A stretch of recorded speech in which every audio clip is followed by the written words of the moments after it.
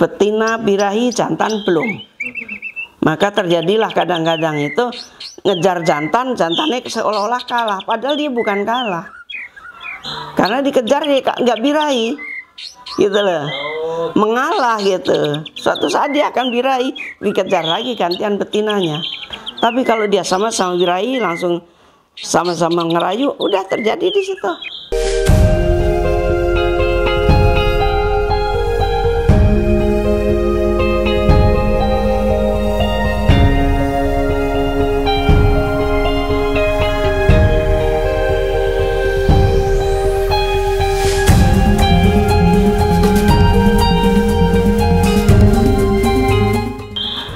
Assalamualaikum warahmatullahi wabarakatuh.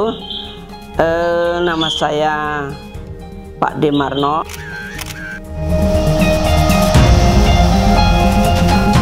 Yang di sini dikenal ya penangkar murai batu Pak Demarno dengan ring Kim Jaya BF dengan alamat Kelurahan Kupang Tebak RT 09 Kecamatan Teluk Betung Utara, Bandar Lampung.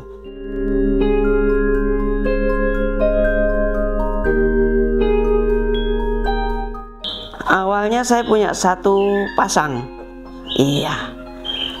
Terus sepasang itu berkali-kali berhasil menghasilkan anak, terjual waktu itu lumayan, harga masih tinggi.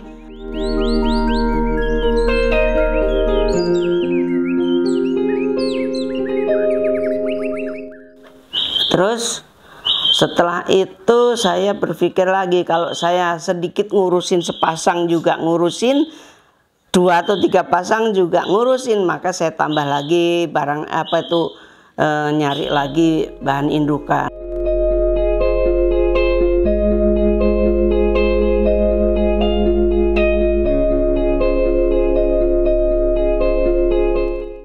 Nanti setelah ini kita bisa lihat-lihat di kandang.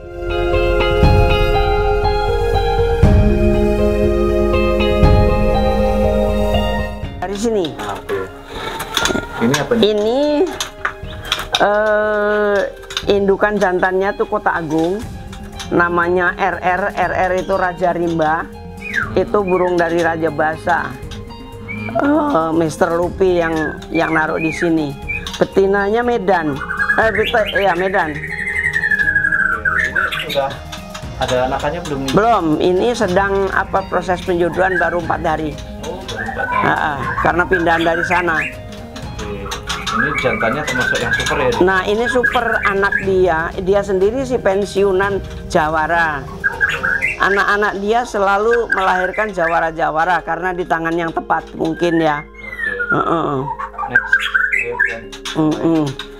Kalau ini jantannya ini Medan, legend saya ini pertama ini aku punya. Oh, jantannya Medan. Medan jantannya. Kalau betinanya? Tuh betinanya Medan juga. Oh enggak, betinanya Kota Agung. Betinanya Kota Agung. Belum pernah punya anak karena tak ganti betina. Ganti jodoh. Baru perjodohan ini? Ya, baru perjodohan, umur 4 hari juga perjodohannya.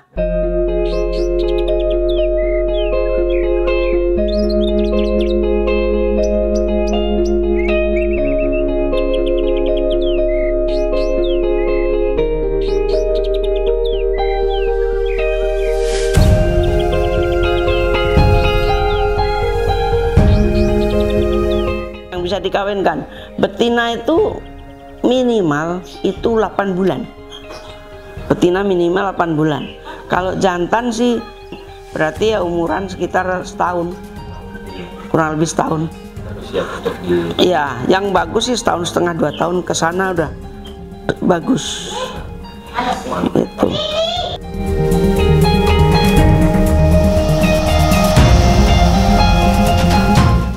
Adapun kalau kendala ya Mas ya, kalau kendala itu sebenarnya banyak kendala kalau ternak itu.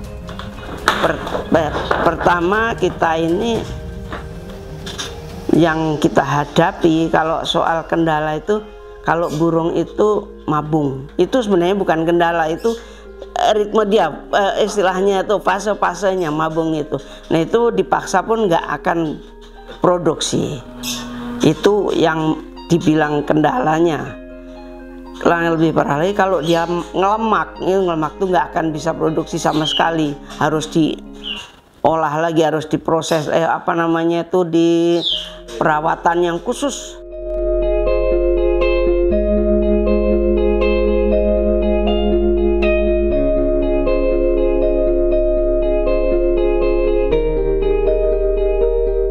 Ngelemak itu ada di sekitar perut, itu ada kayak daging tumbuh tapi dia putih, lemak putih di luar daging, di dalam kulit.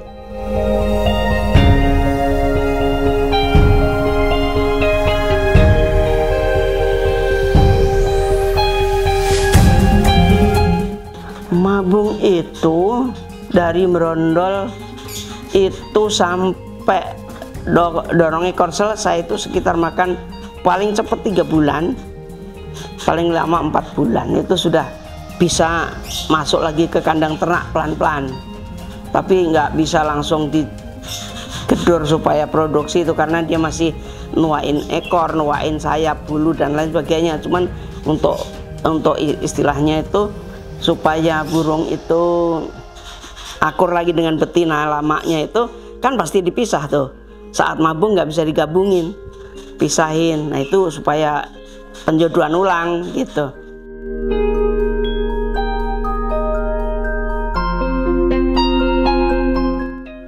Perawatan saya kalau pagi, terutama yang ada di tangkaran, itu kan dia harus punya sugesti. Makan kita cukup, burung juga kita harus kasih sugesti. Kalau kita sugestinya burung itu pagi sampai siang nggak ada makanan, dia punya anak nggak akan baik. Pasti dibantai, pasti apa. Jam 4 subuh saya sudah bangun, sebelum azan saya sudah bangun, sudah siapkan jangkrik untuk saya jangkrik kasih makan. Makanannya ya racikan saya punya. Itu nanti setelah sekitar 15 menit jangkrik saya masukkan, dan bagi ke kandang ternak semua saya bagi. Setelah itu baru ada sholat subuh, kita sholat subuh dulu, pagi baru aktivitas yang lainnya. Megang yang di kandang gantung.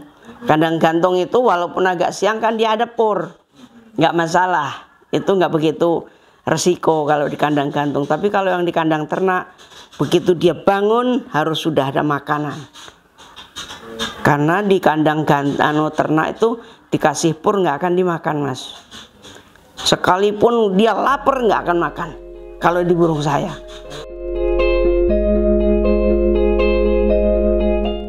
Sudah nanti nyantai, kalau udah itu udah yang di kandang ternak itu udah kasih makan jangkrik. Udah soal minum kemarin dia mau. Yang penting jangkrik sudah ada. Jadi ketemunya itu supaya dia tuh yakin kalau punya anak pasti kenyang. Ya, sugestinya punya anak pasti kenyang, dia nggak akan bantai anak. Psikologisnya harus ke sana. Bagaimana kita mau ngasih makan anak kalau ini apa namanya, makanan kita nggak ada.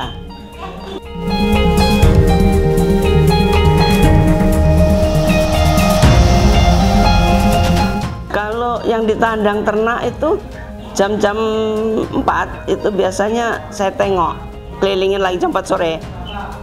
Apa namanya, kalau yang habis tak tambah, yang masih ada dibiarin lagi untuk kalau besok sayanya ada gangguan itu dia sudah walaupun 1-2 ada stok gitu. Kalau yang di kandang harian saya sore jarang tak kasih jangkrik, nggak pernah gitu, karena kalau ya ternak itu jangkrik aja ya, atau ada jangkrik dan kroto, Mas. Ya, kalau kroto itu sebenarnya kalau nggak rutin juga sih baiknya sih seminggu 3 kali aja gitu. Kecuali punya baru netes umur hari 0 hari, kedua, ketiga, keempat itu kita harus kroto tuh harus ada, karena dia ininya masih lembut tenggorokannya. Jangkrik masih takut masih ini. Dan jangkrik pun kita harus punya jangkrik dua macam, yang jangkrik gede, jangkrik loloh. Kalau jangkrik gede itu untuk yang dewasaan, yang udah di kandang gantung. Kalau yang loloh itu khusus yang masih di dalam gelodokan gitu, karena dia tulangnya belum keras gitu, jadi lembut di perutnya juga gitu.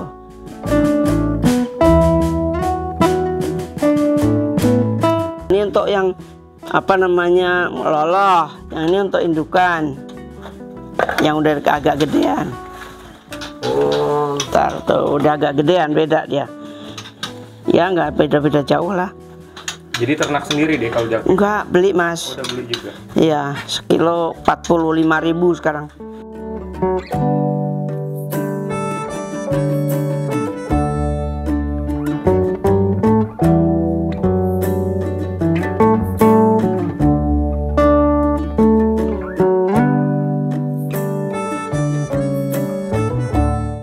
Fase perjodohan kalau di saya itu gini, satu hari pertama burung tersebut saya kasih apa namanya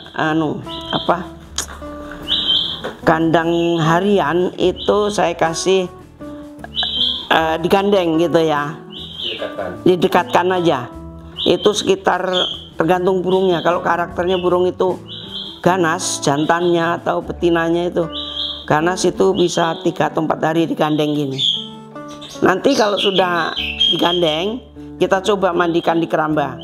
Dia mandi di keramba ini bersamaan di kandang keramba ini enggak dibantai enggak. Kalau enggak, udah biar selesai mandi, keluar dari mandi keramba, dikeringkan, ditiriskan gitu aja. Sudah gitu betina kita alihkan, pindah ke kandang ternak. Kandang ternak setengah hari atau berapa, nyusul yang jantan itu di kandang harian, taruh di dalam kandang ternak juga, tapi pakai kandang kotaknya, supaya mereka itu saling mengenal dulu satu sama lain, lebih tempat yang baru. Nanti kalau betina itu udah sering turun, karena jangkrik kan kita taruh dekatnya situ, otomatis dia akan turun nyari jangkrik, sering lihat. Nanti jantan itu kemana reaksinya, apakah dia masih mau numbur atau dia sudah mulai ngerayu. Kalau jantan itu udah mulai ngerayu, artinya jantan bisa kita lepas dari kandang ya, ke kandang ternaknya. Itu sudah kandang harian kita pepetin ke dinding. Fungsinya apa untuk ke dinding? Kalau dia terjadi pembantaian, dikejar, dia bisa nyumput di sampingnya, berlindung. Atau nggak langsung diangkat? Enggak, kalau kecuali dalam itu ada pot atau apa yang sifatnya bisa untuk nyumput. Fungsinya untuk nyumput aja. Kalau dia udah nyumput, nggak dikejar lagi dia. Pilih nunggu di luar yang aman gitu. Kalau murai batu begitu, nggak langsung diterkam gitu, enggak. Berarti udah nggak cocok kalau udah seperti itu ya, Di? Itu prosesnya jantan kita masukin lagi kandang harian. Ulang lagi kandang harian, biar aja di dalam kandang ternak itu ada di kandang harian terus sampai dia nggak bantai. Tapi kalau dia sudah langsung ke tangkringan atas sama-sama duduk nyantai atau bunyi atau apa, udah aman itu. Sudah jodoh itu. Udah jodoh. Artinya tinggal nunggu mereka itu birahi prosesnya. Proses birahi juga kadang gini, betina birahi, jantan belum. Maka terjadilah kadang-kadang itu ngejar jantan, jantannya seolah-olah kalah, padahal dia bukan kalah. Karena dikejar dia nggak birahi, gitu loh, mengalah gitu. Suatu saat dia akan birahi, dikejar lagi gantian betinanya. Tapi kalau dia sama-sama birahi, langsung sama-sama ngerayu, udah terjadi di situ.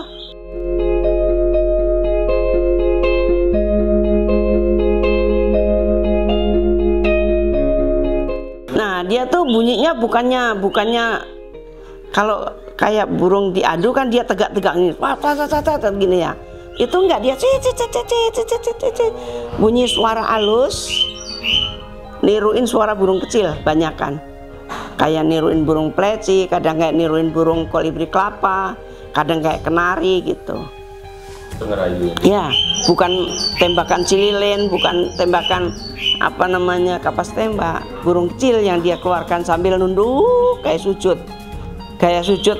Makanya kalau di itu katanya gaya sujud kayak burung rayu sebenarnya, gitu.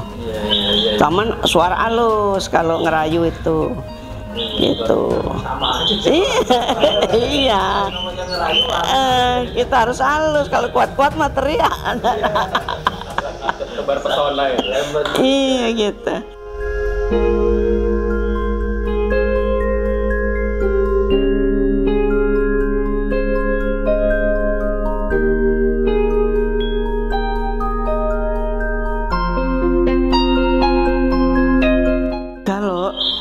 Kalau cepat itu kadang-kadang begini,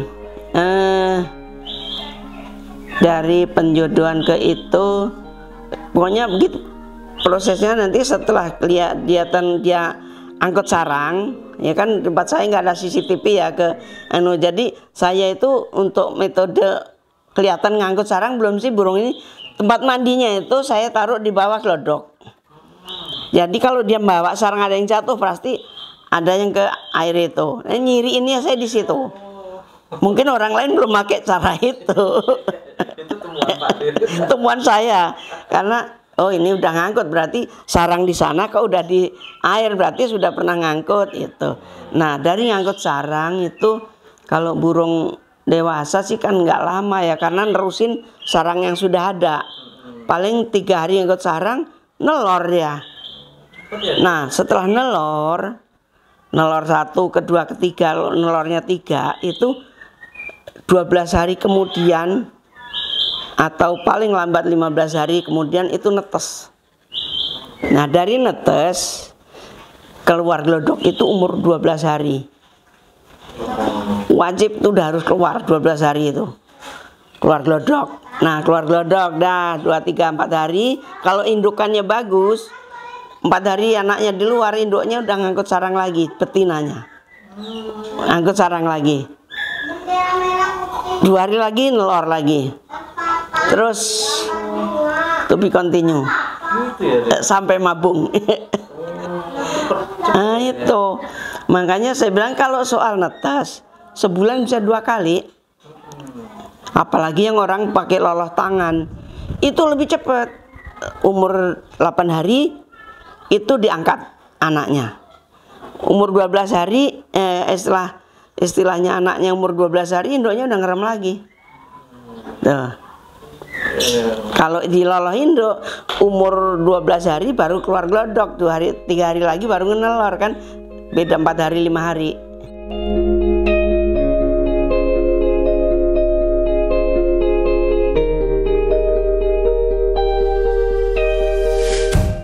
Kalau misalnya kan ini 12 hari harus keluar glodok nih. Kalau nggak dikeluar glodok, telat itu apa sih nih? Dia keluar gini, karena loloh induk itu kan keluar sendiri tuh prosesnya.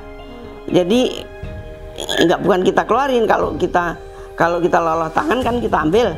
Kita loloh tangan umur 8 hari. Lebih dari 8 hari itu biasanya mogok makan, Mas. Nggak mau makan sehari, setengah hari. Kalau udah sampai bulu penuh gitu, kan umur 8 sampai 10 hari itu udah bulu penuh. Itu udah tahu orang. Nggak mau buka mulut. Biasanya kalau loloh tangan tuh nggak boleh lebih dari 8 hari sebenarnya, maksimal 8 hari. Tapi loloh induk kan dia 12 hari keluar dari glodok. Nanti dikasih makan induk betina sama bapaknya. Nanti betinanya ngangkut sarang nelor, bapaknya yang langsung nyuapin. Itu.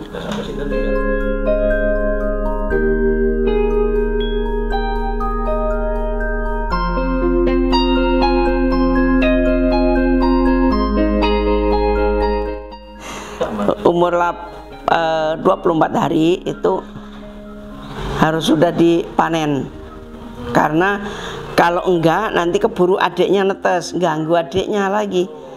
Kalau ibu atau bapaknya itu dia nakal, nanti adiknya dibantainya. Gitu. Gitulah anunya, istilahnya ritme ininya, proses kalau dari nelor sampai manen seperti itu.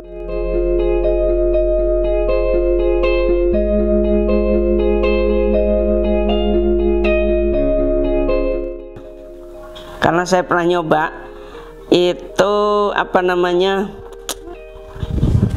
mencampurkan, umpamanya anaknya si A ini baru netes, si B juga baru netes. Aku pernah nyoba itu. Pikirku ini anaknya cuma 2, ini anaknya cuma 1, tak gabungin biar di salah satu yang nyuap. Ujung-ujungnya anaknya yang tak titipkan dibuang, anak dia sendiri dibuang juga. Dia tahu rupanya kalau anaknya bukan anak dia. Itu iya, kalau saya pernah coba itu yang nggak bisa di kayak gitu.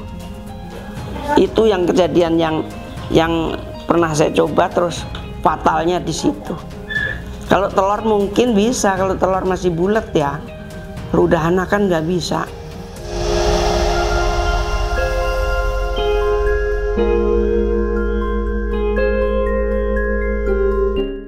Kalau saya menjual itu, ukuran saya burung tersebut sudah ini apa namanya, ngepur. Khawatir kalau belum ngepur itu si pembeli itu nggak sempet ngurus atau apa, nanti dia akan mati kelaparan. Kalau dia masih tergantung dengan EF, bangsa jangkrik atau kroto, ketergantungan itu, kalau orang sibuk kadang-kadang kan nggak sempet pagi, takut mati, kasihan. Jadi saya standarkan ngepur. Kalau belum ngepur saya belum berani ngelepas, kecuali yang beli maksa. Kan kalau yang maksa beda lagi toh. Mungkin udah senior. Nah, dia udah senior 1-2 kali udah berani risiko. Gitu. Ngepur itu Umur kalau ngepur itu setelah panen itu sekitar panen 4 atau 5 hari itu sudah ngepur. Jadi dipanen umur 24 hari, ya umur 28 hari atau sebulan itu udah ngepur. Nah, kita jual kualitas, mudah-mudahan memuaskan yang beli. Kalau garansi sama terahnya gimana deh? Kalau garansinya saya garansi jantan. Saya nggak berani garansi juara, nggak berani. Karena burung itu walaupun bapak juara, keturunan 7 keturunan juara, kalau yang rawat nggak bisa, dia juga tetap jadi burung biasa.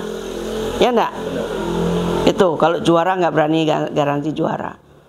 Tapi kalau jantan, selagi saya masih produksi, ternyata dia beli sekian 5-6 bulan atau baru ketahuan betina, bawa ke sini tak tuker yang ada. Tentu yang stok yang ada. Kalau yang saya udah punya pastol kok ditukar yang masih trotol, lah ya piye wong aku ra duwe sing cek wis pastol kan gitu ya. Yang adanya trotol yaitu tukerannya. Yang penting jantan. Gitu.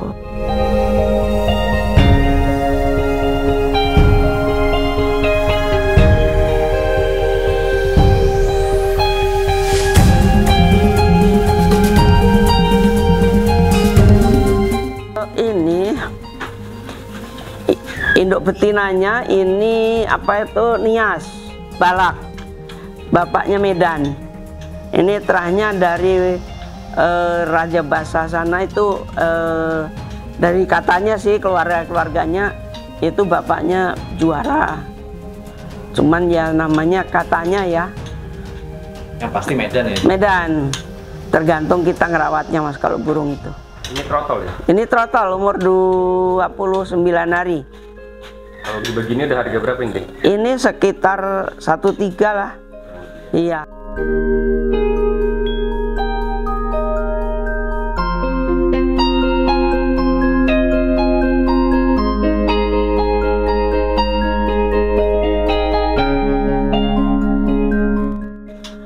Nah, kalau ini jantannya atas itu bahorok.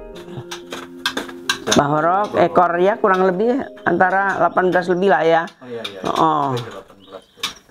Betinanya ini Kota Agung, lagi mau mabung juga. Oh, berarti belum produksi deh. Udah, produksi udah sering, cuman ini kayaknya mau mabung. Wajahnya mabung dah, buluk ekornya udah. Kalau keturunannya di sini masih ada nih. Ada, ini nih yang ini, mana ya tadi ya? Ada nanti di situ. Sama satu di dalam saya simpan. Terus Ini ada stokan betina. Ini betina apa ini? Di? Betina Medan. Medan ini. Di. Betina Medan semua ini. Oh, kalau betina Medan ini di harga berapa ini? Di? Ya kalau itu sih 500 bisa lah Mas. Oh. Iya bisa 500. Kalau betina, iya betina tuh 500 aja lah.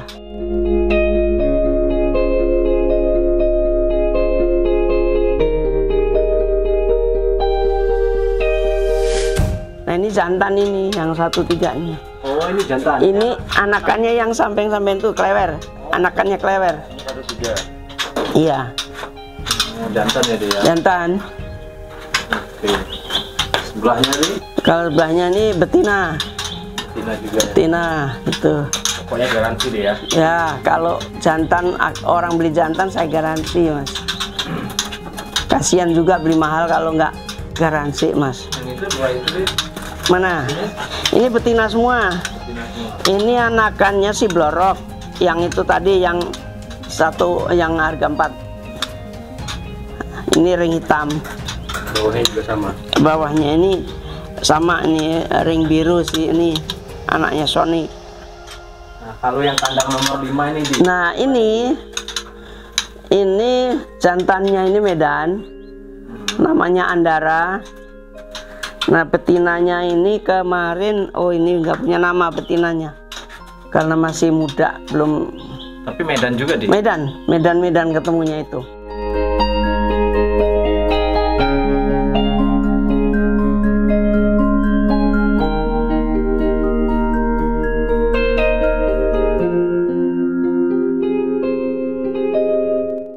Yang nomor 6 ini pindah ke sini belum? Nah, ini jantannya ini keluarga dari RR ini.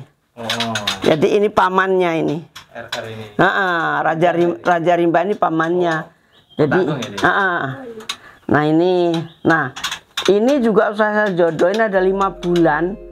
Akur aja, lama-lama bosan juga kali, ujung-ujungnya punya anak juga. Ini lagi proses. Ini lagi ada anak.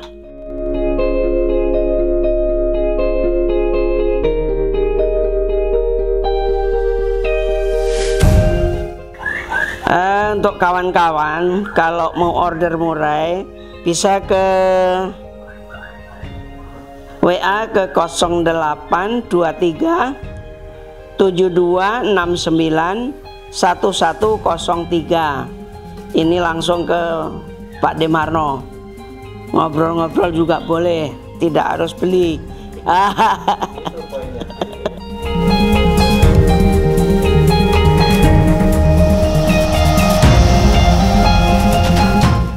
Saya memberi motivasi ke kawan-kawan peternak murai batu pemula khususnya ya. Kalau yang sudah besar mah nggak perlu dimotivasi lagi, dia sudah punya.